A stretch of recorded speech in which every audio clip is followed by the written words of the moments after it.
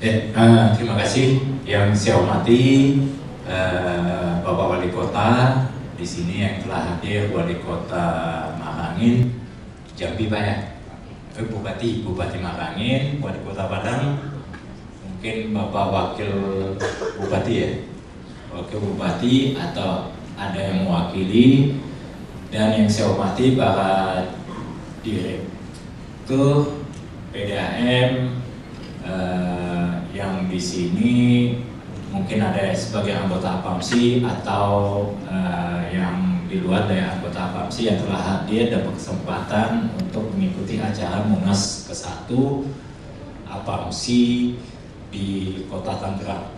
Ya, tadi Pak Hendra sudah menyampaikan masalah tarif, dan sebenarnya untuk masalah tarif ini tujuan kita untuk masalah pengembangan PDAM atau investasi ke depan. Dan kebetulan juga untuk masalah pengembangan PDAM atau investasi ke depan perlu Bapak ketahui bahwa saat ini di seluruh Indonesia untuk akses air minum jaringan perpipaan hanya 19%. Hanya 19%. Tetapi kami Kota Pontianak atau PDAM Kota Pontianak telah mencapai sekitar 90% untuk akses air minum jaringan perpipaan. Jadi di atas nasional. Dan itu sudah diungkapkan juga oleh Direktur Perumahan dan Pemukiman Bappenas pada saat acara kedatangan Bu Jilian dari USAID di Kota Pontianak. Ya, karena akses kami sudah hampir mencapai sekitar 90%, kami saat ini sedang mengembangkan juga untuk IPA. Selain itu juga mengembangkan teknologi informasi. Mungkin bisa kita gambarkan teknologi informasi yang kami kembangkan. Kenapa kami mengembangkan teknologi informasi? Ini salah satunya tujuannya untuk pelayanan. Pelayanan, kenapa saat ini pelayanan PDAM atau Perumda Air Minum Cita Katulistiwa mungkin agak lambat atau mungkin banyak keluhan karena mungkin kita belum sepenuhnya memanfaatkan perkembangan teknologi informasi.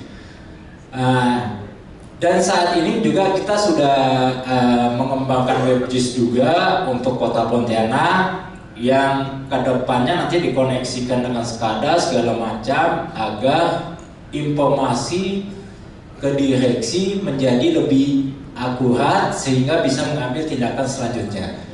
Ya, mungkin bisa dilanjutkan Pak Sofian. Ya. Ini mungkin lanjut ya, pengelolaan. Ya, ini masalah-masalahnya kenapa kita tidak memanfaatkan teknologi. Ini permasalahannya bisa ada keterlambatan dalam hal pelayanan, tingginya aduan yang seperti saya ungkapkan tadi, kemudian kesulitan dalam memberikan informasi atau kegiatan promosi, termasuk juga masalah kesalahan atau beban operasional, termasuk kurang kepercayaan masyarakat karena kita tidak memanfaatkan teknologi, sehingga perlunya adanya pemanfaatan teknologi sehingga pelayanan kita bisa secara tepat dan akurat dapat diterima oleh masyarakat.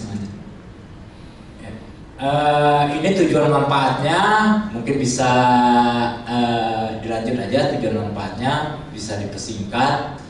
Ini pemecahannya, permasalahan tersebut untuk aplikasi-aplikasi, mungkin lanjut.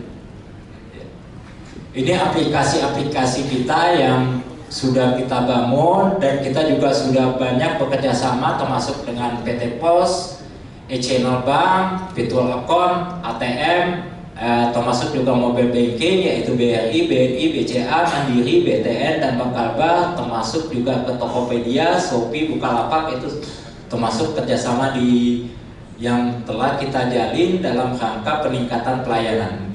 Lanjut.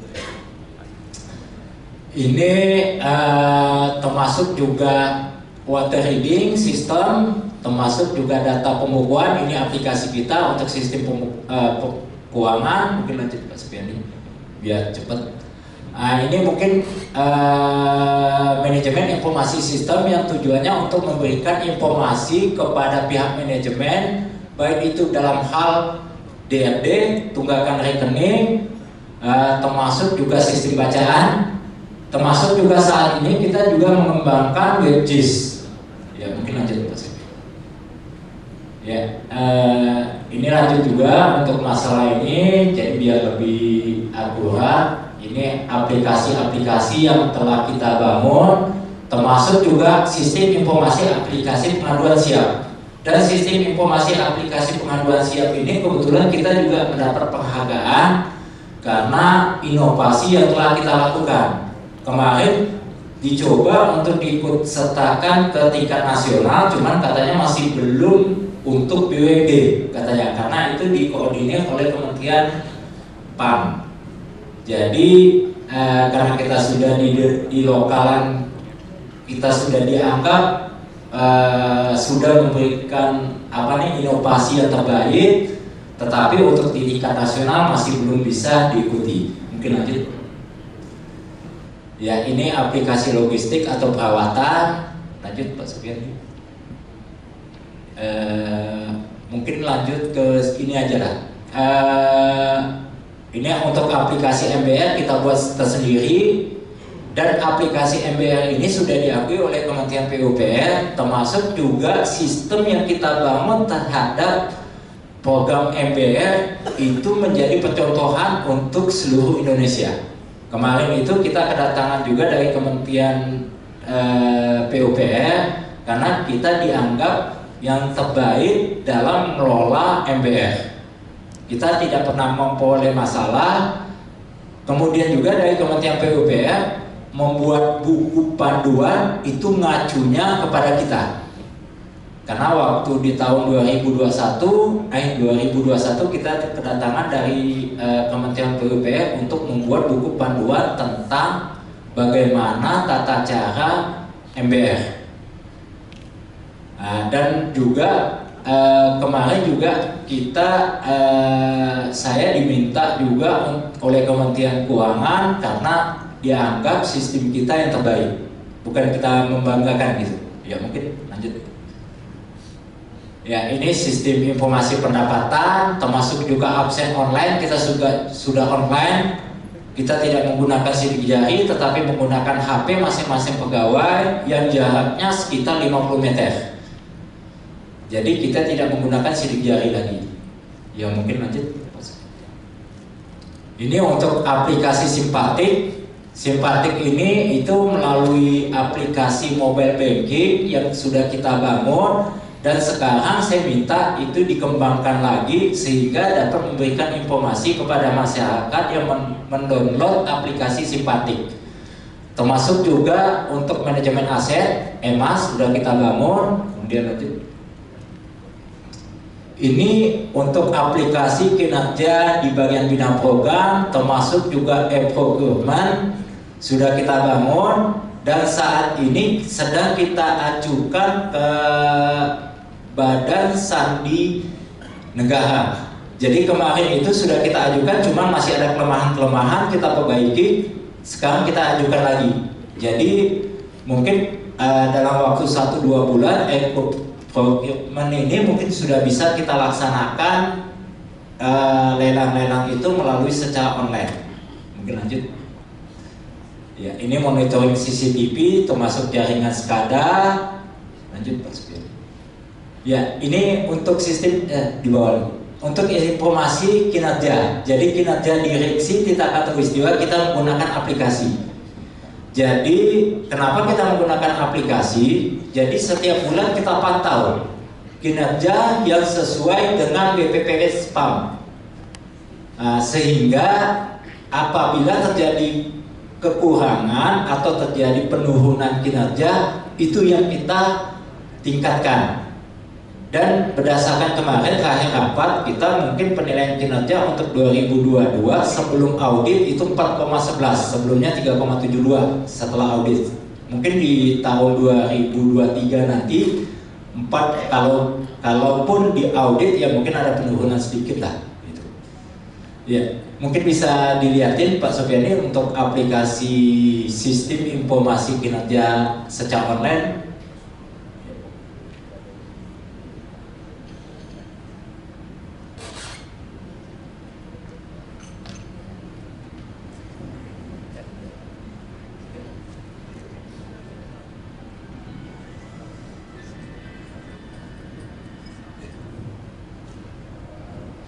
Kemudian kita memang banyak aplikasi-aplikasi, tetapi saat ini sedang kita coba melalui bagian IT untuk dikoneksikan semua, sehingga terkoneksi semua aplikasi sehingga lebih mempermudah pengguna untuk menjalankan aplikasi tersebut.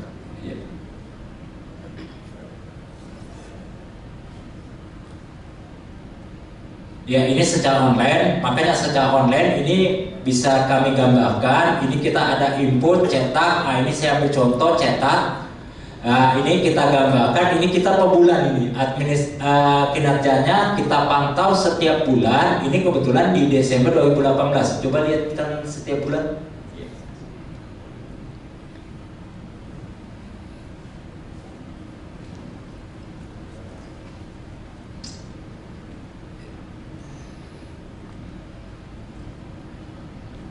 Yang tahun 2002. Ya, ini bulan Mei 2022.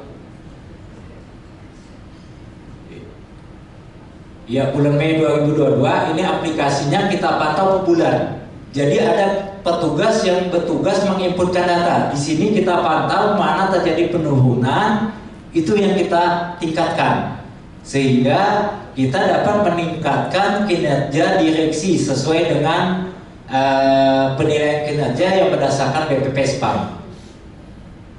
Nah, ini sebagai gambaran untuk memonitoring kinerja kita agar lebih fokus untuk mengelola atau mengambil keputusan.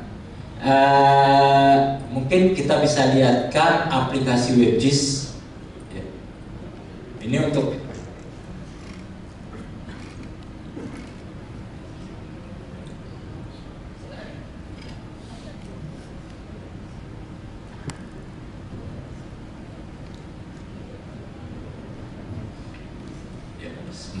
aplikasi WebGIS.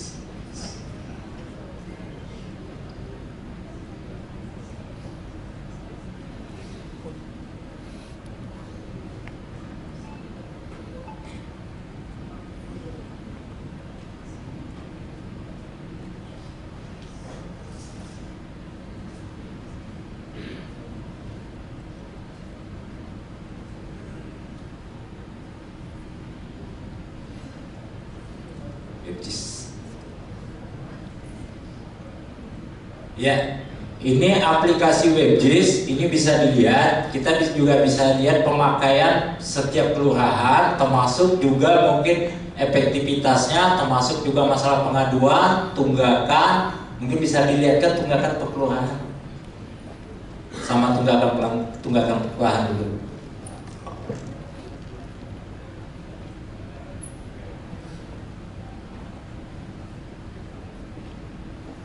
Ya. Nah, ini kita bisa pantau tunggakan per kelurahan. Ini datanya terupdate terus. Jadi kita bisa mengetahui. Termasuk juga nanti tunggakan per pelanggan. Mungkin bisa lihat tunggakan per pelanggan.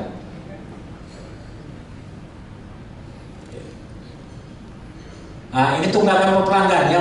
Yang titik-titik merah itu merupakan tunggakan pelanggan. Itu bisa diklik Pak Sepian. Ambil contoh satu.